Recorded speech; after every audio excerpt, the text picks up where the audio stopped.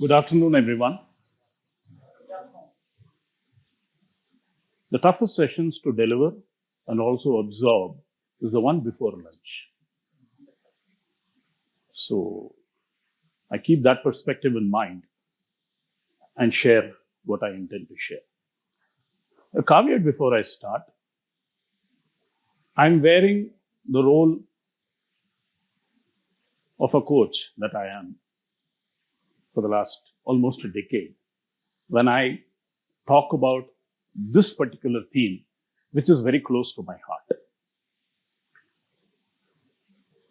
One of the most complex relationship in the corporate world that I have observed in the almost 3.5 decades of my being in this space is the CFO CEO relationship. There are so many elements involved in this, and today we got to know there is Rashmika Mandana and Alia Bhatt also in the equation.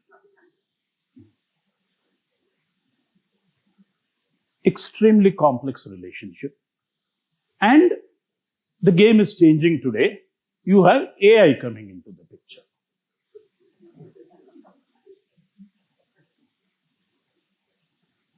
And AI is not just, and I would want to take a pause here and talk about not just AI coming into the process, into data and doing all those amazing things that, all platforms do or are supposed to do. I'm talking about the intrinsic relationship between these two individuals.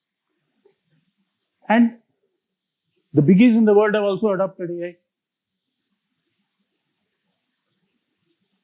Everybody is using, and ChatGPT is just one example.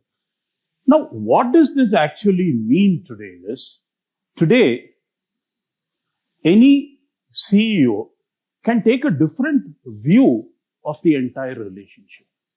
What stops the CEO from going and querying this on ChatGPT? What stops the CEO from going and querying this on ChatGPT? And at least today, the world we are in, any answer ChatGPT gives, we are happy. ChatGPT ने बोल दिया correct है. ChatGPT ने बोल दिया सच है. Now, in a world like this, what does this mean for the entire trust relationship between the CEO and CFO? It's a very fragile relationship at the foundation. Now, there are two ways to look at it. One is to be extremely skeptical about it. And as things change, the skepticism changes to fear.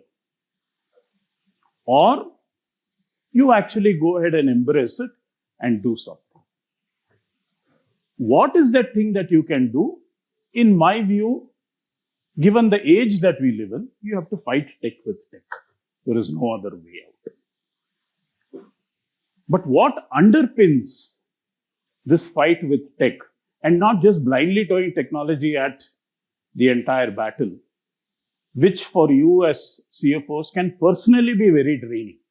Look at it from your personal equations. It can be extremely draining. Is to have a more methodical and logical approach around it. So I explore this in what is called the paradigm of a trust matrix, which I will come to purely because of this reason. Despite all the changes in technology, and this is something that we have seen over the last 3 decades probably, despite all the rapid advances in technology, the human-to-human connect always pays off, and it will continue to pay off. The way it is positioned will probably change, and we as senior leaders need to be alive to that fact and see how we can embrace it. So if you look at the entire paradigm of trust matrix, trust primarily goes through 4 phases. And I have depicted them this way because they go in this order. You cannot have the sharing without the delivery, or you cannot have understanding without the one below it. So how do you navigate this trust challenge that actually can magnify in your relationships with your CEOs using the trust matrix is what I will talk about. So when you look at delivery, the expectation of the delivery trust is very simple. I trust you will do what you say you will do. It's as simple as that. Now, what sort of breaks this trust or can cause gaps in this trust is when there are deadlines that are missed, when there are promises that are not kept up, or there are numerous follow-ups that a CEO needs to do. And for you as CFOs, it probably is a time to reflect. How tuned are your systems for these things? I'm not getting into point by point because they're extremely simple and self-explanatory. But one thing I want you to take back from this is your tech helping you stay reliable?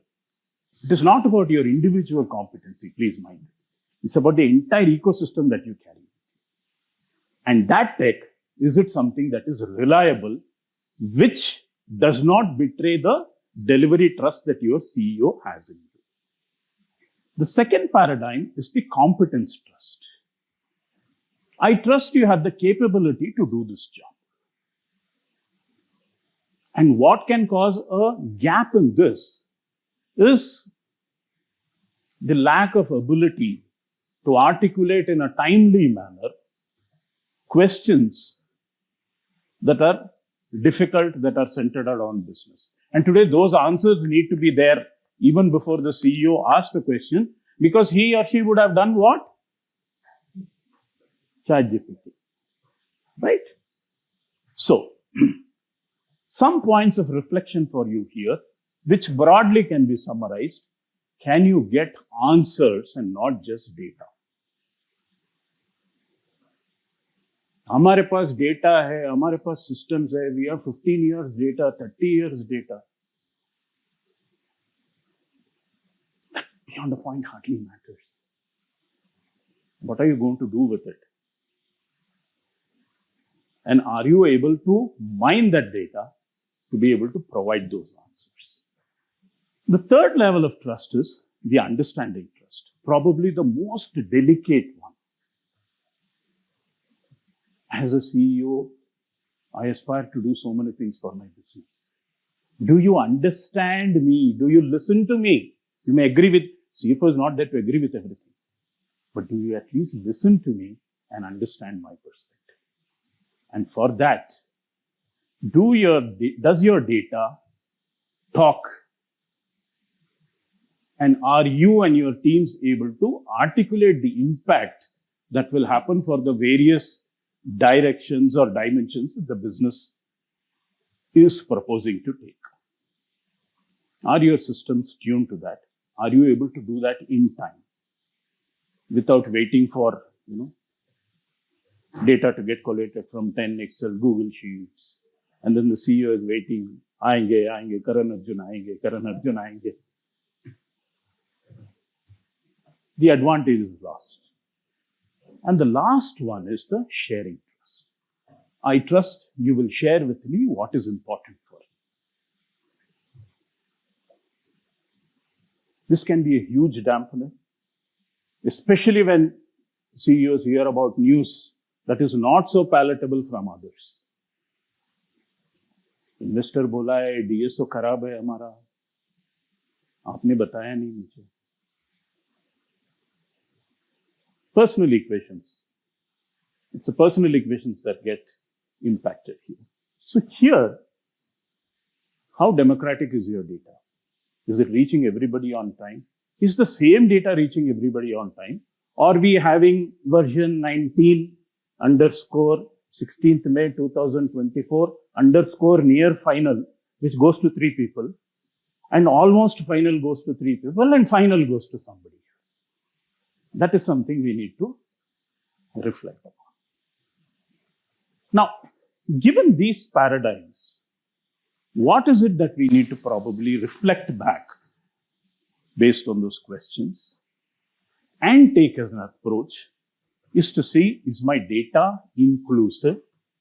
Is my data democratized? Are the outcomes that my data reveals contextualized? Am I just giving data or am I giving insights? Am I probably storytelling well? We had the panel talk about product, brand story, etc. What is the number story? I am able to articulate that well. So is my data or my technology helping sense what is happening in the business, and not just signal. Signal was not even yesterday, it was day before yesterday. This is the framework that I had sort of put together based on my own thoughts, reflections, discussions with various CFOs, leaders, etc. And now I want to talk about a little bit on what we do at FinAlyzer to assist or support CFOs in this trust journey, and a rather delicate one. A little bit about FinAlyzer.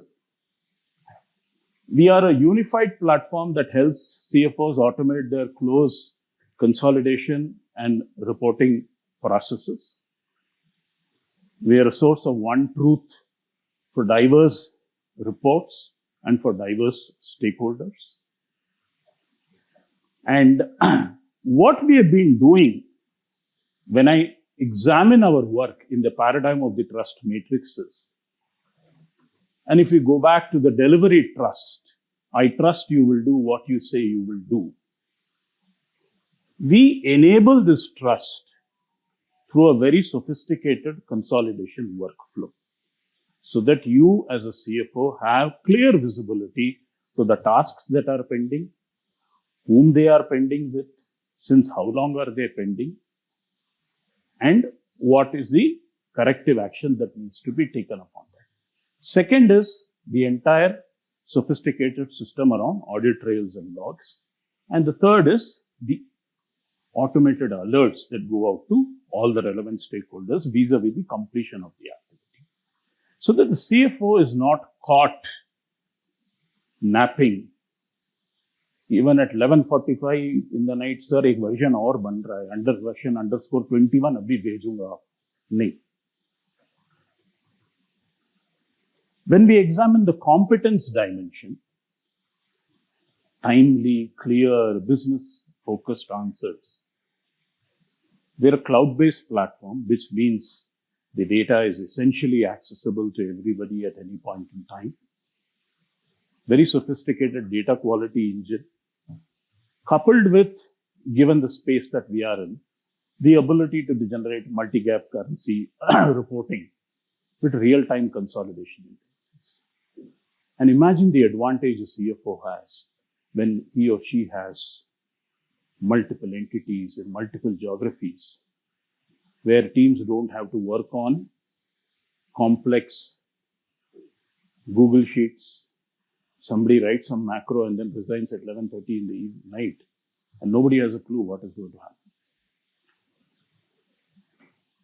Then comes the understanding, which is the ability to provide insights, the ability to read and understand the data and provide insights. So what we enable over there are very compelling reports, or MIS as it is typically called, multi-level drill downs right down to the lowest level, so that you can literally get to the root of the problem or the root of the solution, whichever way you look at it. And then, of course, there are role-based dashboards, so that the right kind of data goes to the right kind of people. And then comes the last element, which is the sharing trust. So there, taking forward what I said, right data to the right people, all at a single time. Everybody sees the same data. There is no what I saw in the morning. Am I looking at the version you sent at 3 p.m. or 3:30 p.m., etc.? You log into the platform, everybody sees the same information. If it is a surprise, it is a surprise for everybody. If it is a fact, everybody sees it at the same time. And this probably has been our greatest achievement, because I have had on record CFOs tell me, yaar, collaboration बढ़ गया है. Everybody has the same thing. Everybody is looking at the same point of truth. So when I talk to my CMO, or I talk to my CSO, or I talk to my COO, we're all looking at it from the same point of view. We are no longer the blind men looking at the elephant in different ways. And that for us is a huge thing. And this probably is reflected in the kind of success we have been able to have over the last 15 years. And which is why the who's and who in the industry have been our customers for years together now. So to sort of summarize, this relationship will continue to be complex. Today it is Rashmika, tomorrow it may be somebody else. Newer and newer elements will keep getting added. The onslaught of AI will always be there. There is no escaping it. Not just from a platform perspective, data perspective. It is now invading the very sense of what you do. Just one small insight here. The queries that the CEO can ask ChatGPT, your team member can also ask. What is it that my CFO can do better? So the entire paradigm in which we operate is changing. Earlier, it was the data that was naked. Today, I leave it at that. So the paradigm has changed. And today, see, another aspect is not just the dependence on technology. The faith we have in technology is exponentially growing. System ने बोल दिया तो ठीक है. So this will continue. This will be there more and more. Especially I see a lot of young people here. You will encounter more and more of this. So how do you build that trust?